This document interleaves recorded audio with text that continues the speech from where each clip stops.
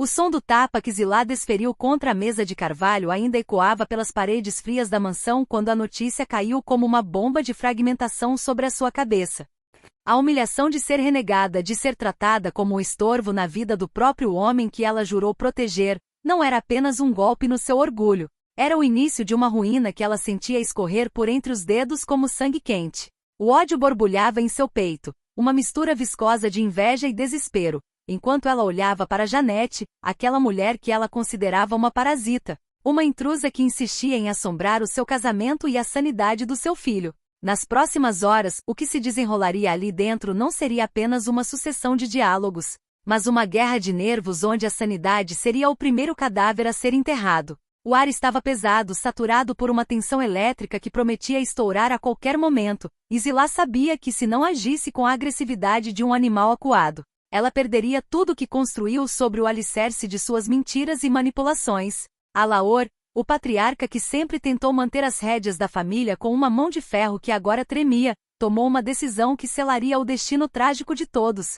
Ao aceitar que Roney, aquele sujeito de índole duvidosa e olhos ambiciosos, representasse Alaorzinho na feira musical de São Paulo, ele não estava apenas assinando um contrato, ele estava entregando o pescoço do próprio filho em uma bandeja de prata para os lobos da indústria. Alaor sentia um peso no estômago, uma intuição vil de que estava cometendo um erro irreparável, mas o pragmatismo frio falava mais alto que o amor paterno. Ele imaginava o dinheiro entrando, as dívidas sendo quitadas, enquanto ignorava o fato de que Roney tinha o brilho da traição no olhar. Roney, por sua vez, saboreava a vitória com um sorriso cínico escondido nos cantos dos lábios, planejando cada passo para usurpar o talento alheio e deixar Alaorzinho no ostracismo total assim que o contrato estivesse devidamente carimbado. Era uma jogada de mestre, um checkmate dado em um homem desesperado que preferia acreditar na sorte a encarar a realidade de sua decadência iminente. Enquanto isso, o cenário de falsa paz se erguia na igreja, onde Eduarda soltava a voz a convite do pastor Samuel.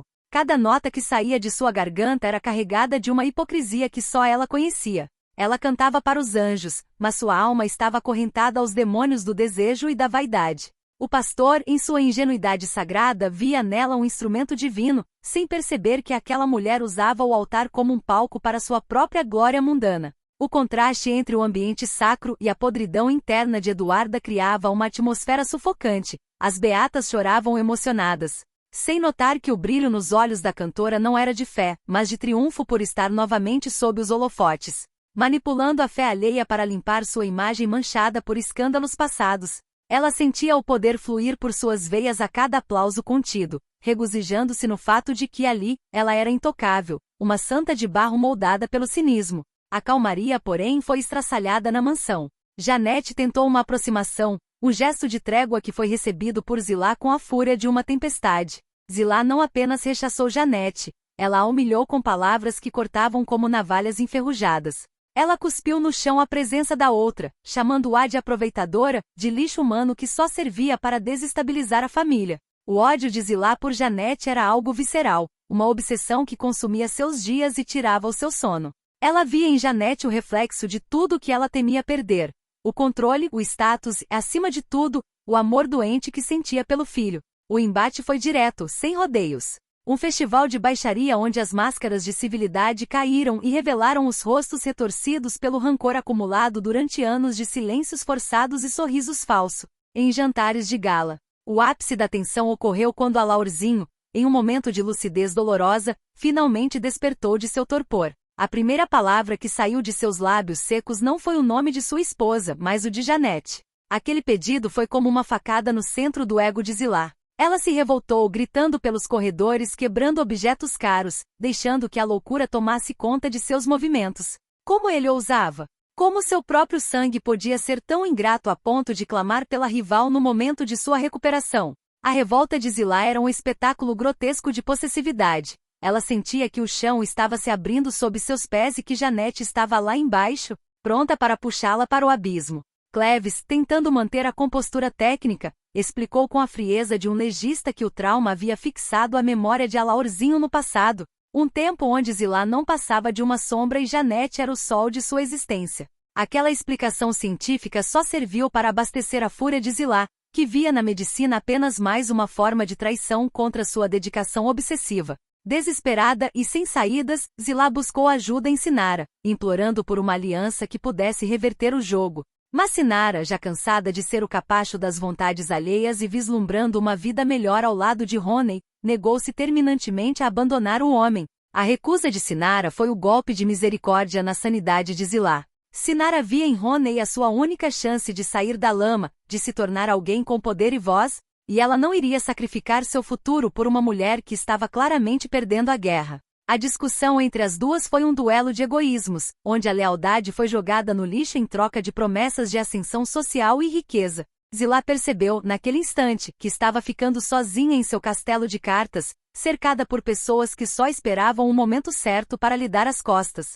Dentro do quarto, o confronto entre pai e filho foi ainda mais devastador. Alaorzinho, com os olhos fixos em um ponto vazio da parede, confessou a Alaor que não se lembrava de ter se casado com Zilá. Aquelas palavras caíram como chumbo no peito do velho. Ele afirmou com uma clareza que beirava a crueldade, que ainda amava Janete com cada fibra de seu ser. Para Alaor, ouvir aquilo era ver o plano de estabilidade da família ruir completamente. Ele imaginava o escândalo social, o divórcio sangrento e a perda de controle sobre o patrimônio.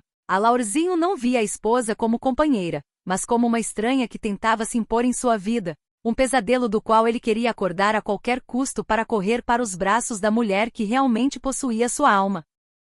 A dor de Alaor era a dor do investidor que vê seu maior ativo se desvalorizar em questão de segundos, transformando-se em um fardo pesado demais para carregar. Enquanto a tragédia familiar se desenrolava, outros focos de conflito ferviam nos bastidores da cidade. Gael, movido por uma necessidade de autoafirmação e talvez por um resto de consciência, dava apoio a Nayane, mas sua ajuda vinha carregada de segundas intenções que Nayane, em sua fragilidade, não conseguia enxergar. Eduarda e Agrado, por sua vez, protagonizaram uma cena de hostilidade pura nos bastidores da paróquia. As duas se estranharam com trocas de ofensas veladas e olhares que prometiam vingança. O ódio entre elas era antigo, alimentado por disputas de ego e territórios emocionais que nunca foram bem delimitados. Leandro precisou intervir, colocando-se entre as duas feras para evitar que a agressividade verbal partisse para o embate físico diante dos fiéis. A intervenção de Leandro não trouxe paz, apenas adiou o inevitável encontro de contas que ambas sabiam que aconteceria, mais cedo ou mais tarde, sob a luz do luar ou nas sombras de algum beco escuro. João Raul, consumido pela melancolia e pelo arrependimento, abriu seu coração para Luan. Ele confessou o medo paralisante de nunca conseguir arrancar Agrado de seus pensamentos. Era uma confissão de fraqueza, um desabafo de um homem que se sentia castrado pelo amor que ainda nutria por alguém que só lhe trazia tormento. Luan escutava tudo com um misto de pena e desprezo, sabendo que a obsessão de João Raul era o que o impedia de assumir o seu verdadeiro lugar de poder. João Raul se sentia pequeno, um joguete nas mãos do destino, enquanto Agrado circulava como uma predadora, ciente do poder devastador que exercia sobre aquele homem quebrado. A tristeza de João Raul não era poética, era patética, um lamento de quem escolheu a servidão emocional em vez da liberdade. E ele sabia que cada suspiro dado por Agrado era um prego a mais no caixão de sua própria dignidade. No clímax de todo esse emaranhado de traições e desespero, Alaor, o homem que sempre se julgou superior a todos, viu-se obrigado a se rebaixar ao nível mais profundo da humilhação. Ele procurou Janete. O encontro foi carregado de um cinismo insuportável. Alaor, o mesmo que tantas vezes tentou expulsá-la da vida da família, agora estava ali de chapéu na mão, implorando. Ele pediu com a voz embargada por uma necessidade puramente egoísta disfarçada de amor paternal, que Janete fosse ao encontro de Alaorzinho. Ele sabia que só ela poderia trazer o filho de volta do abismo da amnésia seletiva, mas ao fazer esse pedido, ele sabia que estava assinando a sentença de morte psicológica de Zilá. Ele estava disposto a destruir a nora para salvar a mente do filho, uma troca cruel que mostrava a verdadeira face daquela família. Janete olhava para ele com um desprezo silencioso, saboreando o momento em que o poderoso Alaor estava de joelhos diante dela, a mulher que ele sempre tratou como nada. A tensão no ar era quase sólida quando Alaor terminou sua súplica. Ele descreveu o estado deplorável de Alaorzinho, a forma como ele clamava pelo nome dela no meio da noite, e como a presença de Janete era a única terapia capaz de colar os pedaços daquela psique estilhaçada. Ele não se importava com o que Zilá sentiria ao ver a rival entrando pelo quarto de hospital ou pela mansão. Ele só queria o seu herdeiro de volta, funcional e pronto para gerar os lucros que Roney prometera em São Paulo.